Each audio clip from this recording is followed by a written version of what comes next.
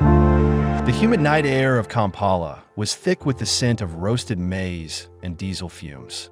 Peter sat in a dim corner of a popular bar in Kabalagala. Beside him, his friend Fred was nursing a Nile special beer. Fred was older, with a goatee and a cynical look in his eyes. "Kampala never sleeps, Pete," Fred shouted over the music. "But tonight, it feels like it's holding its breath."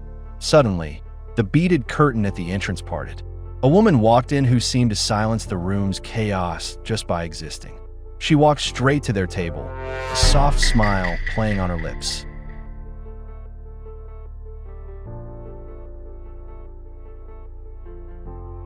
She ordered a ginger beer and spoke of the old kingdoms and the spirits that supposedly still wandered the shores of Lake Victoria. As the night deepened, they ordered snacks, skewers of machomo and roasted plantains, sharing a meal that felt strangely intimate. Fred was mesmerized. Usually the talker, he found himself stumbling over his words as Joy leaned in to whisper secrets of the lake. But Joy's attention kept drifting back to Peter. She touched his hand, and he felt a strange chill despite the tropical heat. "The city is too loud for the things I want to tell you," she whispered, her voice like the rustle of dry leaves. They left the bar, walking out into the vibrant chaos of the Kampala night, where Boda Bodas roared and the neon signs flickered. They piled into Peter's car. The drive toward Entebbe was silent. The road was lined with ancient, towering trees that arched over the pavement like rib bones. Joy sat in the back, her reflection in the rearview mirror appearing strangely blurred to Peter, though he blamed the fatigue. As they reached the outskirts of Entebbe, the fog began to roll in from the lake, thick and white, swallowing the headlights. They arrived at a quiet lodge near the botanical gardens. The building was a skeletal structure of timber and stone, perched near the water. At the reception, the night clerk was nodding off under a dim yellow bulb. Peter approached the counter to book their stay. The clerk handed over 2 heavy brass keys. "Rooms 4 and 5, he grunted, not once looking up from his ledger. Inside room 5, the mosquito net hung like a ghost over the bed.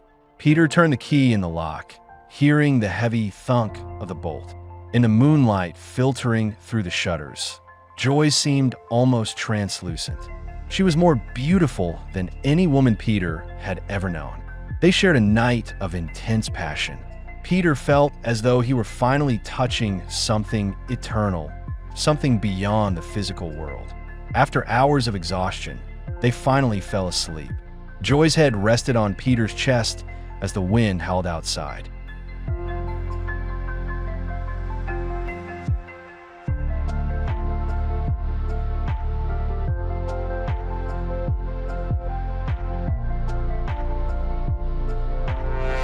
Peter woke at dawn to the sound of a Hadada ibis screaming in the trees outside. The bed was cold. He checked the bathroom. It was dry and empty. He looked at the door. The heavy brass key was still sitting on the bedside table.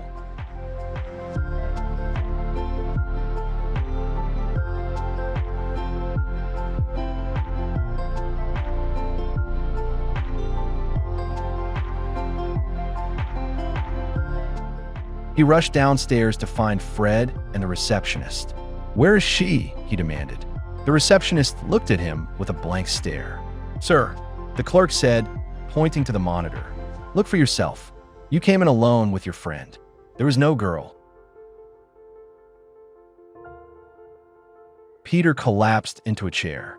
He had spent the night with a shadow, a passenger from the rain who had returned to the mist of Lake Victoria.